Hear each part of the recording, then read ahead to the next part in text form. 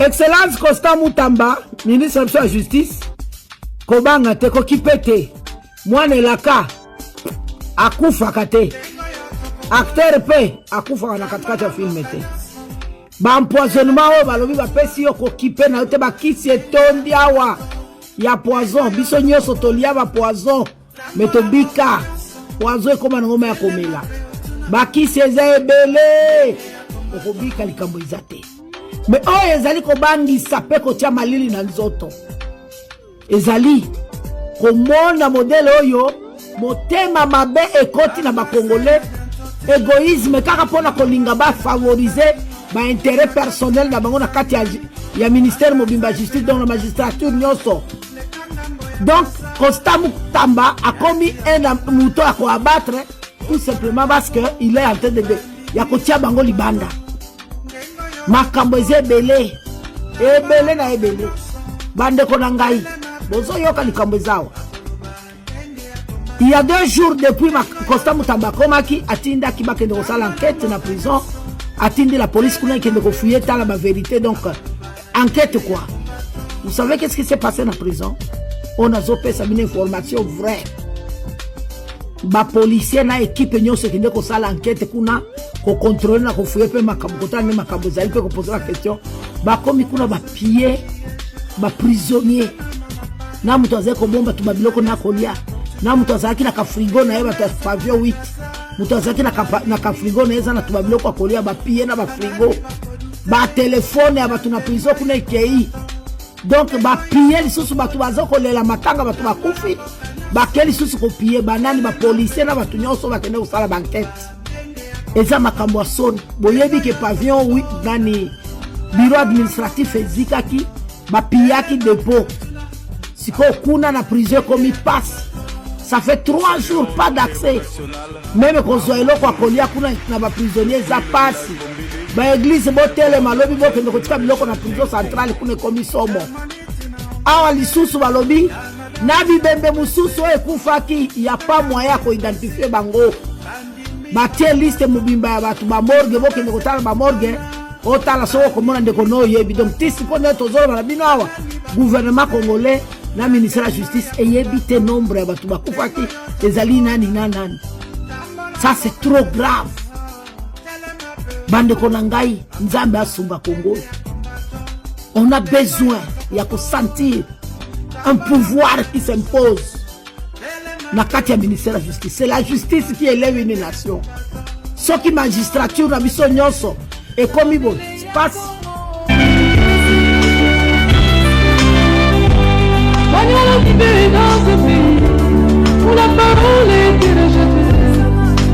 Pes Boyoka Sony parce que les lots, c'est le peuple d'abord qui se fait entendre par quelqu'un qui n'est pas eu de pes. Pas quelqu'un qui n'est pas eu de pes. Na habité place Bozali, comment vous vous sentez? Na bao bazalaki, na bao bazali, na bao bakoya. Tout ça c'est quoi? C'est parce que quand on arrive à un poste de responsabilité, on ne veut plus sentir bateau. Omimoni ke yondo komi mayele kolega bateau nyonso. Yonde soki ndengenin. Nous nous inclinons toujours et nous allons continuer à nous incliner devant la volonté du chef de l'État parce que c'est lui le premier comptable. Qu'est-ce qu'on fait? On va contester. Anome Mutuboy, iyo tozondi mamokonzi. Anome Mutuboy, iyo tozondi mamokonzi. Mais essayez bino batu bozozo a chance one de répondre ne fils que na ba promesse na biso na otozaji kolaka batu. Vous pouvez expliquer que la tradition ou la règle est devenue aujourd'hui on arrête, on met sous main, on accorde la liberté provisoire. C'est quoi?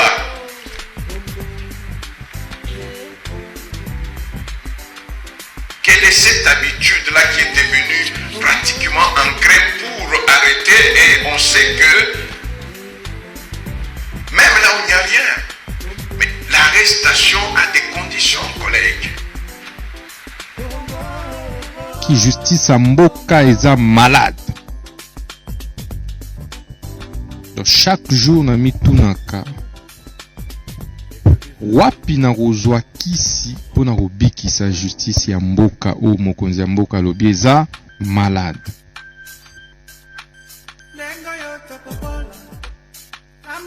kisi eza bino nde bokopesa. Boko remarqué te banda to bandi yango bato bando kita makasi. Poete moto na moto akobanga baya ba dénoncer awa. Eza justice populaire. Nde loko tata Etienne Tshisekedi wa Mulumba alakisaka ba imboka héritage ya legabso. Esengeli état de droit ezala lisusu slogan te. État de droit esengeli emi matérialisé. Na biso mikonzi bozo imaginer te le fait kaka ngana bokutana na ngai ndenge nini eza curatif pona ba justiciable ebele komona kaka koyoka kopesa kaka justiciable litoi. Et donc d'ici lobby bokomona pe ba effet ebele déjà de notre part.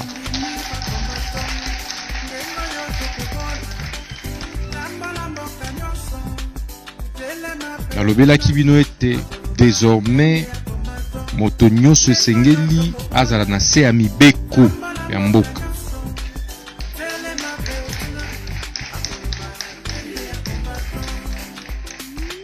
Toko instaurer dictature ya loi ya mibeko. Peto mettre fin na justice à double vitesse, justice des plus forts. Bolembate ngai na li esclave na bino. Boza na droit ya roya.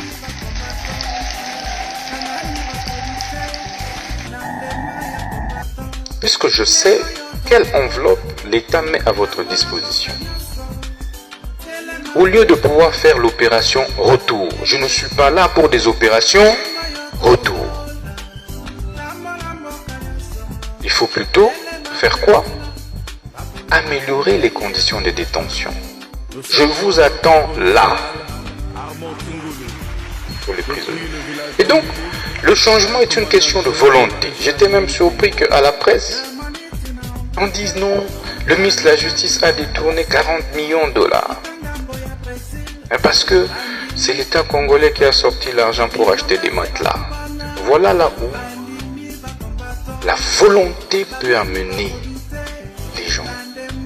La volonté d'échanger les choses. Donc pour eux, c'était pas possible. C'est pas possible de voir autant de matelas atterrir à Makala, à Ndolo, à Lozum. On pense que l'État congolais s'était organisé pour sortir un franc de manière spécifique. Non. L'État n'a décaissé aucun franc destiné à l'achat des matériels.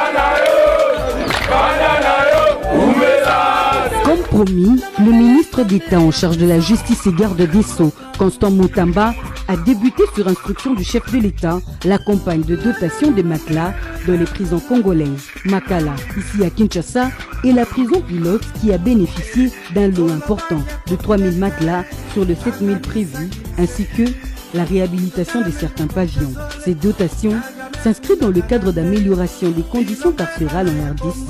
Constant Mutamba Tungunga a accordé la libération conditionnelle à 527 détenus ayant rempli un certain nombre de conditions prévues par la loi, tout en excluant les détourneurs, les condamnés pour viol, haute trahison, association des malfaiteurs et consorts. J'avais également garanti que plus aucun prisonnier ne passerait nuit à même le sol. Et sur base de ces instructions données au directeur de la prison centrale de Makala, nous nous sommes évertués à pouvoir déjà doter la prison d'un premier lot de matelas. Les lits sont en pleine fabrication pour que, à partir de la semaine prochaine, plus aucun prisonnier ne passe nuit à même le sol. Ces deux actions n'ont pas laissé indifférents les bénéficiaires ainsi que les familiers de ces prisonniers qui ont imploré la bénédiction pour le chef de l'État Félix Tshisekedi et son lieutenant Constant Mutamba Tungunga. papa na biso ministre na oyo akanisi mpo na biso baprisonnier tondimaki te na bani bakatela biso ke na bikoza okazo ya kobima na moma oyo donc tomopena te moto akoti na kati ya pouvoir na mai ya sika vraiment nzambe asuka pena bino basili pena 20 ans papa tosepeli vraiment nzambe asala na ye elongo mpe bolingo na nzambe ekoba na ye boye atika boye te mais akontinue esala malamu nzambe apambola ye. Il sied de rappeler que depuis sa prise de fonction à la tête du ministère de la Justice, Constant Mutamba Tungunga ne ménage aucun effort pour le redressement de son secteur.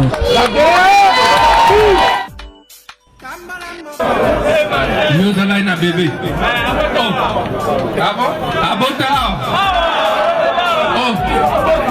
À la prison. Donc papa n'a prisonnier. Papa moi n'a prisonnier. Oui. Ali Banda. Est-ce que ça y est papa moi là? Mais ça y est.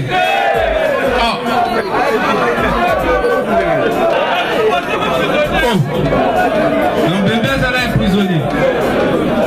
Bébé ça est prisonnier. Vous avez une idée. C'est comme on a eu. Vous savez les sous ma bête. Vous voyez, attends mon conseil moka apesi biso makoki ya kobimisa bato oyo bami comportaki malamu et ba oyo baza na condition ya libération conditionnelle. Allez, soit fiche na yo ya libération pe ozonga na ndako. Merci.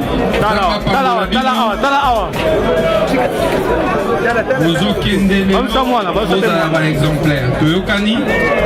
Merci Nzamba Pambola.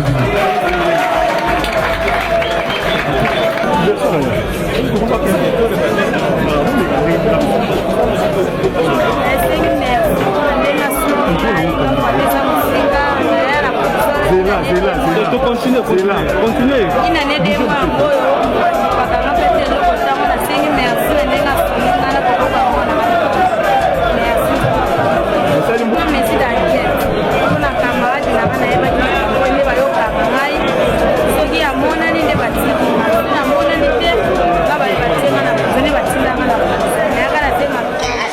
Expliquer que la tradition ou la règle est devenue aujourd'hui, on arrête, on met sous main, on accorde la liberté provisoire. C'est quoi?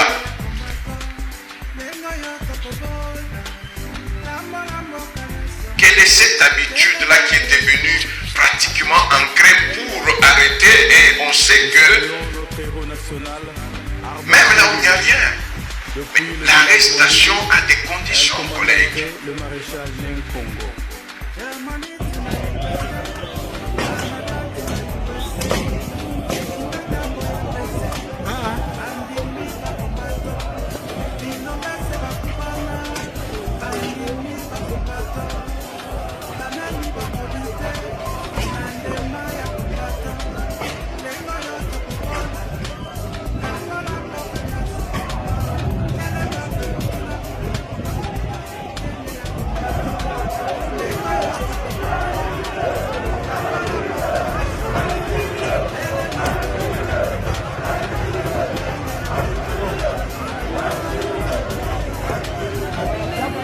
Voilà. Mon lieutenant, qu'est-ce qui se passe ici? Voilà, nous sommes en ville de Bunia, à la prison centrale de Bunia, où nous constatons une tentative, pour le dire, une tentative d'évasion. Pour une seule raison, ceux qui sont dedans, il y a une forte manipulation. Il y a une forte manipulation, vous pouvez voir. Pour eux, l'information que nous avons, ils nous ont dit, ils vont réitérer ce qui s'est passé à la prison centrale de Makala. Pour une seule raison, ceux-là qui vont s'évader, ils vont s'évader.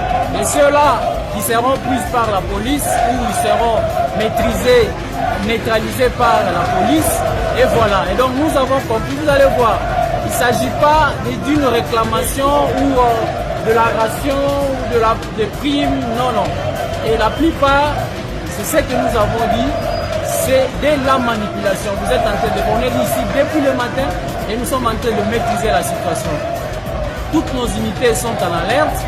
Le commandant des opérations a instruit, le général Luboya a instruit la police, les éléments de la 32e région militaire, de PEM, la police militaire, mais également de toutes les unités pour empêcher ces tentatives dues à la pire simple de la manipulation.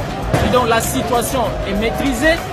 La route qui amène vers Kapa, qui quitte Kapa, rond-point ma campagne vers Kapa, et en même temps barricadée par nos hommes pour contenir étouffer dans l'œuf cette manipulation qui va étouffer dans l'œuf cette manipulation. Et donc nous sommes là avec toutes les unités pour rétablir l'ordre public.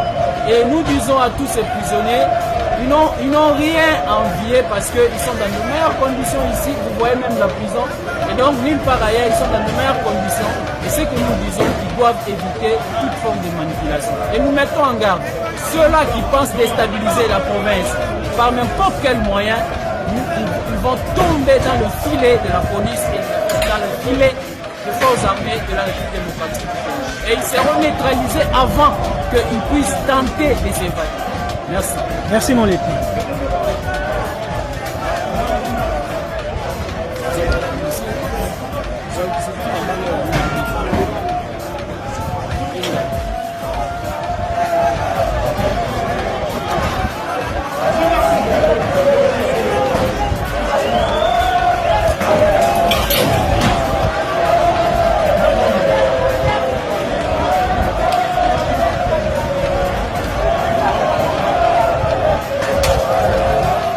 Moi, je suis dans le salon, on est dans le salon, on est dans le salon, on est dans le salon, on est dans le salon, on est dans le salon, c'est quoi peut-être ah vie ngana zawa na pour me $100 pour réquisition na ngai na ça dit 6 ans na éviter ba 4 ans combien c'est vrai na pesi bon ake ba gelé réquisition na ba ilayi ba condamné 6 mois oh na ça na 6 ans Dieu m'entend nzamba zotala ngai ce qui se passe dans cette histoire là je voulais ça li felo mon ami ça li felo tous on a tout à l'heure il y a évasion.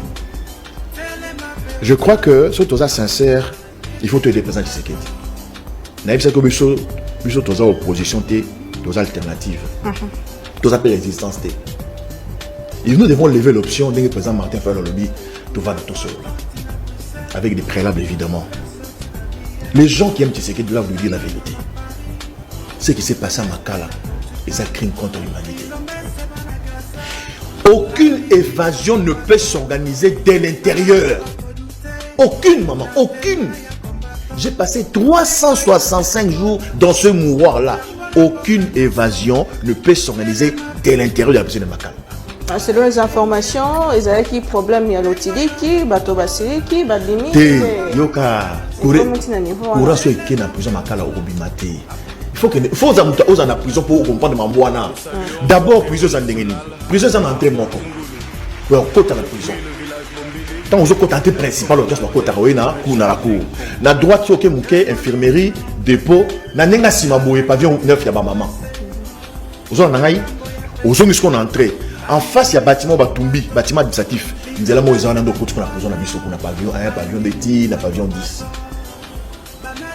Tant on combien pavillon et ça ba salle monite ba salle de classe hein couloir boy pavillon et vous en a 5 6 3 chambres 3 compartiments.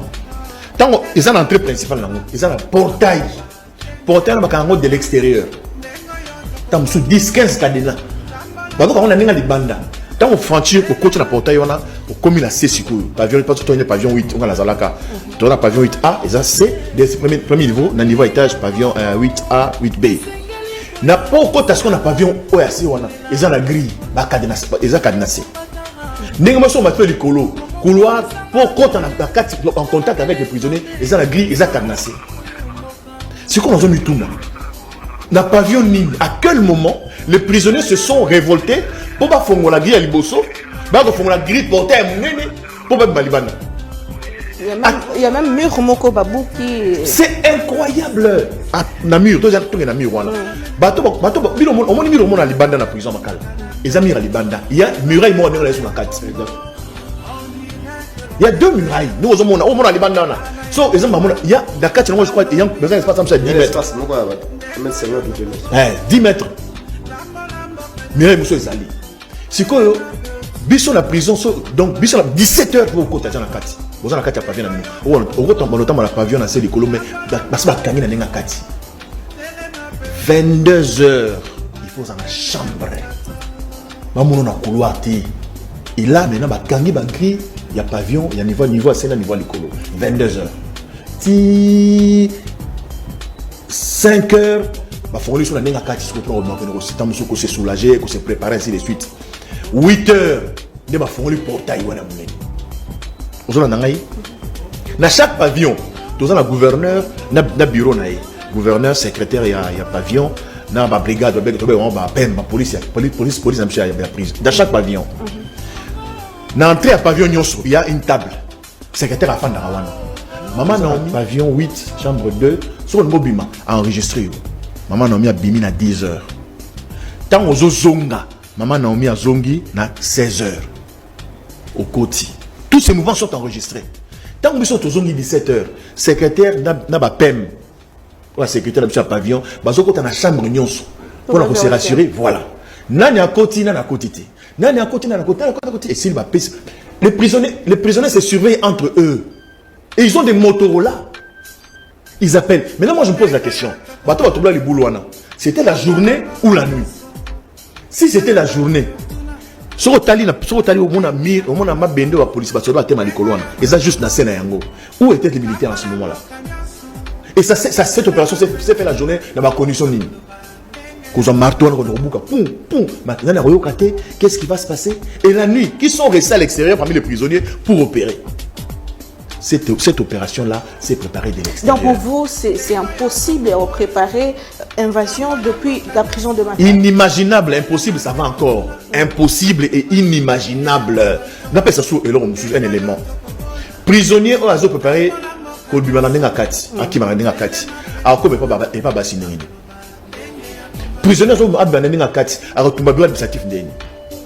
Parce que ça bimi Libanda. Et un moto. C'est sa priorité. Les gens sont venus de l'extérieur, saboter le bureau administratif, côté Liban à Bassi, et puis la preuve, aucun président.